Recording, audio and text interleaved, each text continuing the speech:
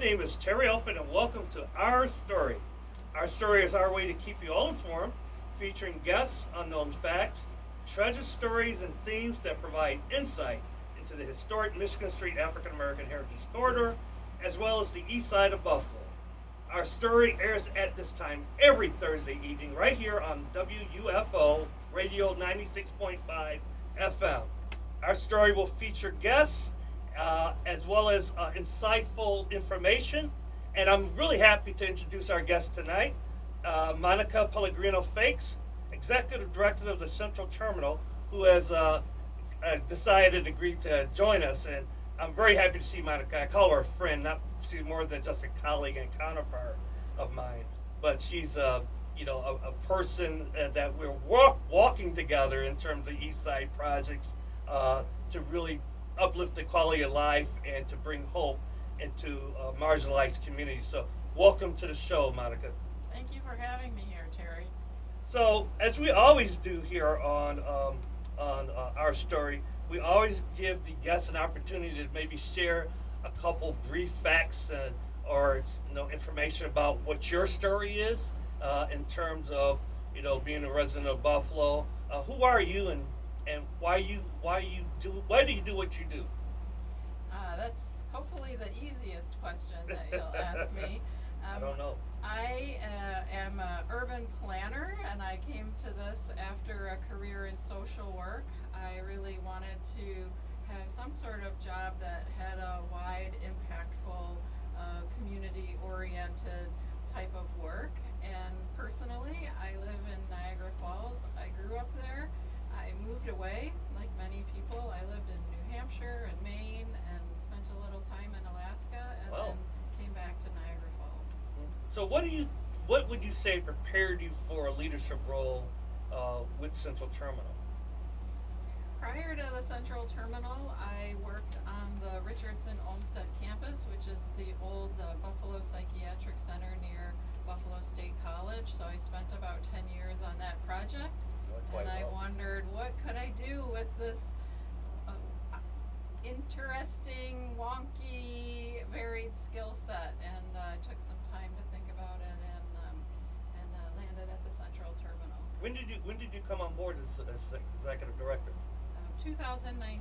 Right. So the same year as you. Yeah, I was about a year after you over at the Heritage Corridor. So, like I said, we're joining at the hip. Yes. So you want to admit.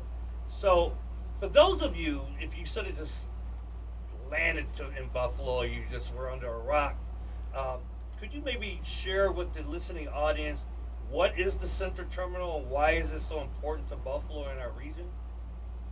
The Central Terminal is really a majestic former train station on Buffalo's east side in the Broadway-Fillmore neighborhood.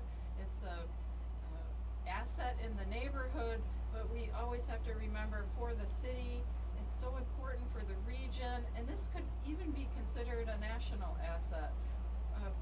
But more than the building, this is really a community place and an economic development project that really could bring jobs and wealth and opportunity with our neighbors and on the broader east side. Mm-hmm. So, we talk about the history of the Central Terminal. So many people, black, white, and otherwise, no matter what the economic levels are, there's a great deal of stories that are connected with the Central Terminal. In the corridor, we're always about telling stories. And, when I think of the Central Terminal personally, I think about family members over the years of my life who have used that, or that was their first place, a point of entry into our great city here in Buffalo. I talked to a number, especially older African Americans, who tell stories of being brought here, escaping Jim Crow, to looking for other opportunities, economic opportunities that was prevalent in Rust Belt cities like Buffalo, New York. Can you maybe speak to that, the history? One of my favorite things about the terminal is the love that people have for it. I like to call it sometimes the People's Palace. And people always like to tell us their stories. When I'm there, probably 5 people will pull up and look at it, and if I ask people why they're interested, they tell us their story. And I can imagine just sort of arriving at the terminal and seeing that huge concourse and thinking of your new life ahead of you. So we love hearing these stories. People have shared a lot about their experiences of leaving for wars, coming back Yes, for wars, yes. and we are very, very interested in gathering more stories about the Great Migration of African Americans from the south to the north and their arrival into Buffalo through the Central Terminal. Yeah, it's interesting. One of our colleagues actually described the Central Terminal as the equivalent of our Ellis Island, which I found very interesting when you think about it in terms of entryway into a city that presented a number of different opportunities. That really was a justified, description of this great palace that we term the Central Terminal. I think that's a very apt description, and really, when I heard that the first time, I really loved thinking about the Central Terminal in that way, the entryway to a new life. Mhm. And another way that's represented is there across the street there is a mural of Congressman John Lewis. Yes. And one of the Yes. and Congressman Lewis is looking at the Central Terminal, and one of the reasons it's there is because when he came to Buffalo, as you and your audience know, that was really a transformational time to think about a different way that life could be.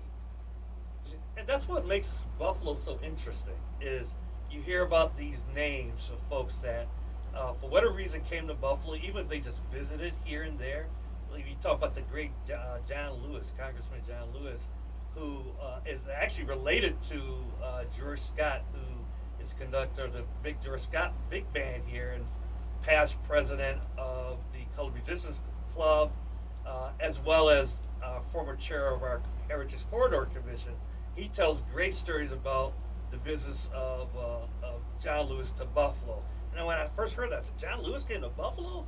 And so you see these connections, and when you hear about the business that John Lewis had in terms of impacting his life when he went back to the South, saying, how people worked together in Buffalo, integrated together in Buffalo, before there was this great thing on term as integration, and seeing the possibilities that could be in the South, that really impacted him. So those are the great stories that we share that we pass down to generations, right? Definitely, and I like to think John Lewis is keeping an eye on us now as he gazes over at the Central Terminal to make sure that we have a development that makes sense for all, near and far, and that we're working tightly together with our neighborhood. So he's keeping an eye on us. Yes, right. He's over there taking an eye on all of us, as he say, making sure we continue to make that good trouble, as they say. Yes.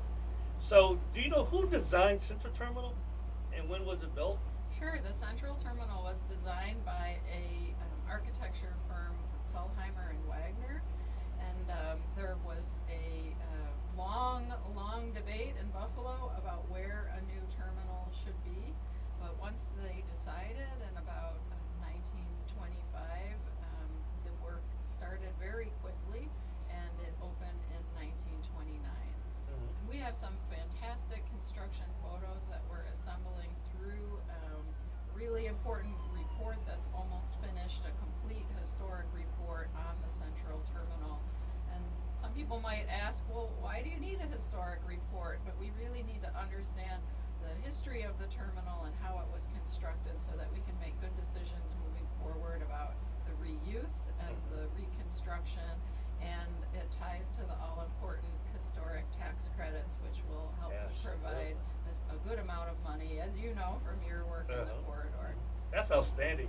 Interesting enough how the Central Terminal is kind of connected with the corridor in a sense. When one of our iconic figures, obviously, is Reverend J. Edward Nash, who was the longest-serving pastor of the Michigan Street Baptist Church, and his wife Frances Nash, who was very instrumental in terms of the civic and social, community, especially as it applies to African Americans in those early years of Buffalo, New York. And but when you go on the desk of Reverend Nash, what's preserved there is an actual program of the opening of the Central Terminal. So we have to share that with you, right? It's the actual program he and his wife attended the dedication of the Central Terminal, which I thought was kind of like Wow, the that's coolest a thing, great right? story. We have so many ties. Our developments are similar ties, our community-minded goals. And another tie that we have is we did a solicitation for a development team, and Right. one of the members of the development team is C.B. Emmanuel, Right, with right. Ben Upshaw at the head.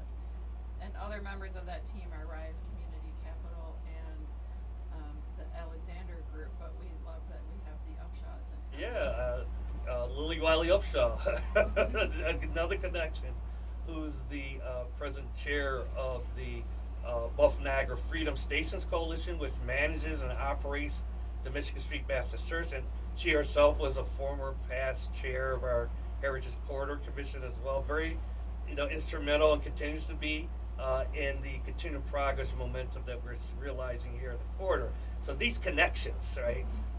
It's just like what 1-2 degrees of separation, as they say.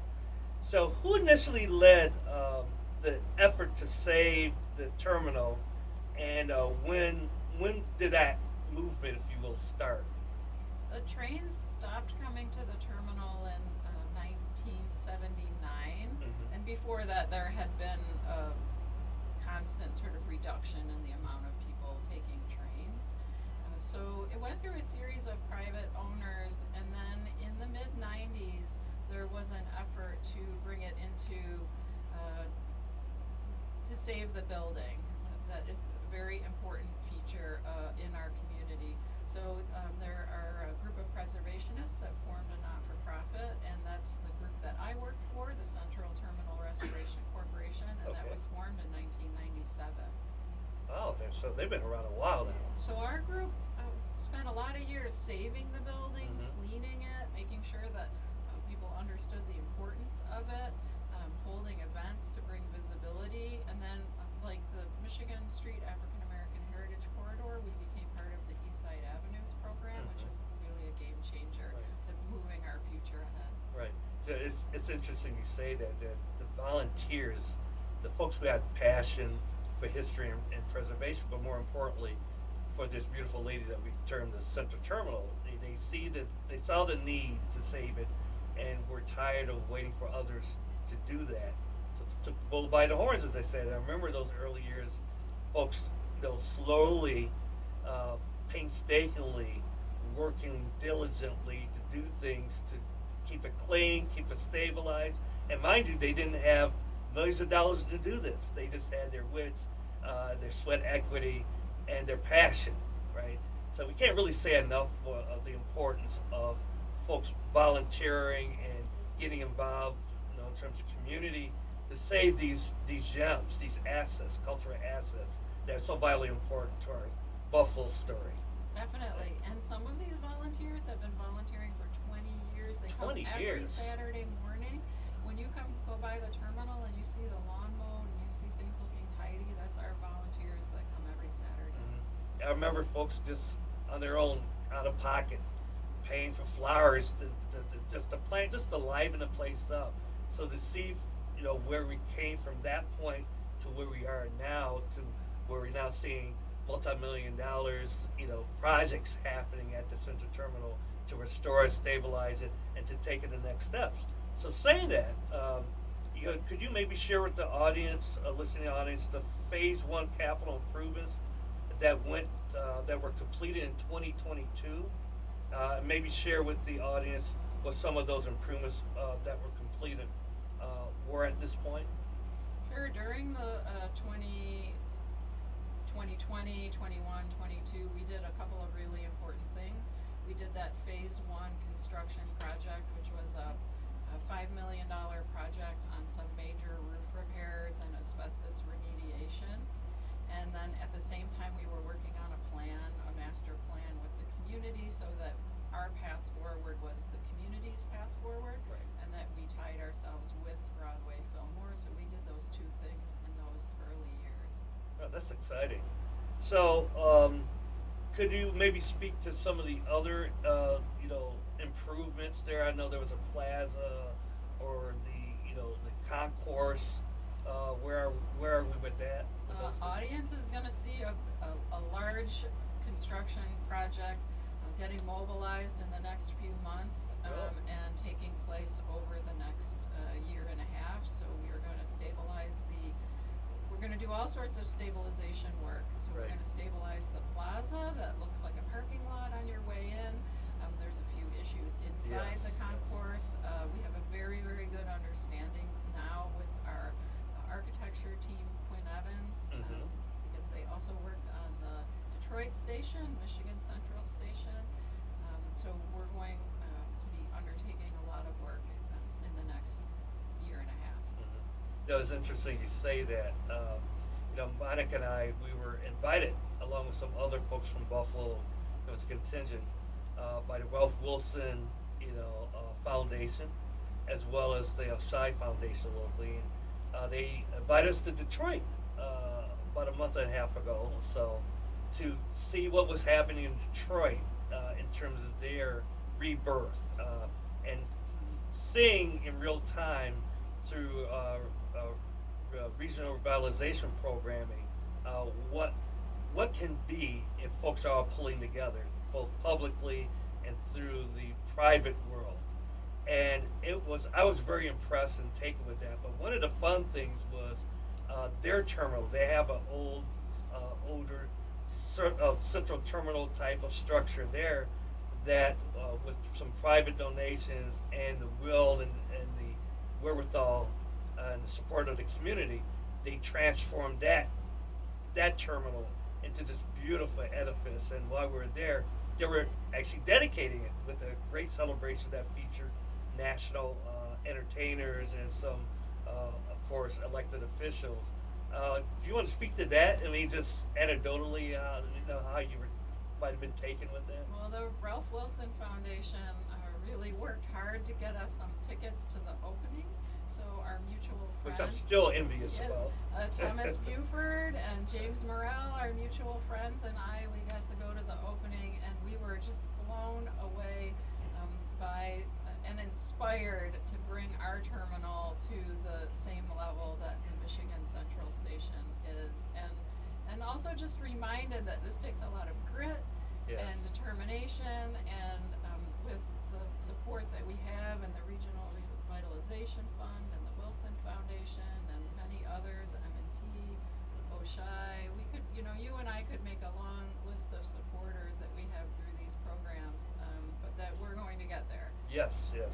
It's exciting, these times because people are all pulling together for the same reason in terms of just seeing a better quality of life and the potential of what can be in long and historied marginalized communities. So I'm blessed. I feel great at this point in my life to be part of that effort and working with people like yourself, Monica, in seeing that through, if you will.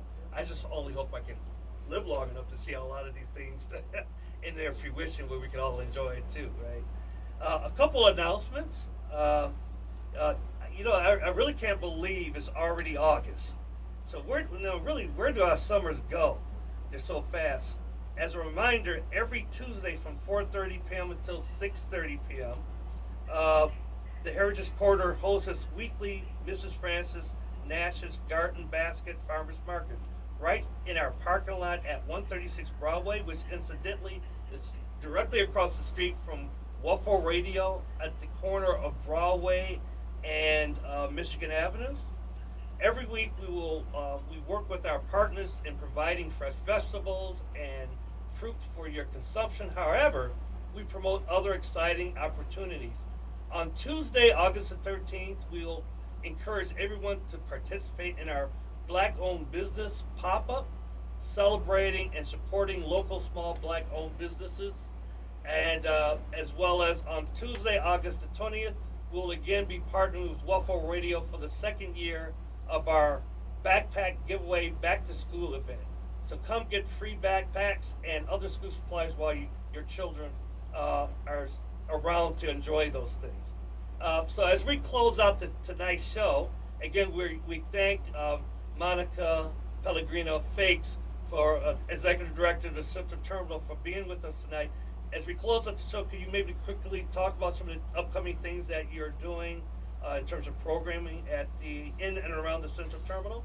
We have a whole series of events happening this summer, and on Thursday, August 8th, that's this Thursday, we have Curtis Lavelle and George Caldwell, our last summer concert series, and we also hope that you come out on August 28th for our movie night, Wish, that we're sponsoring with our majority leader, Crystal Peoples-Stokes, and our Common Council members, Leah Halton and Mitch Nowakowski. So, August 8th, August 28th. Thank you. So that's the end of our show. Thank you, Monica, for being our guest tonight, and we'll see you all next week.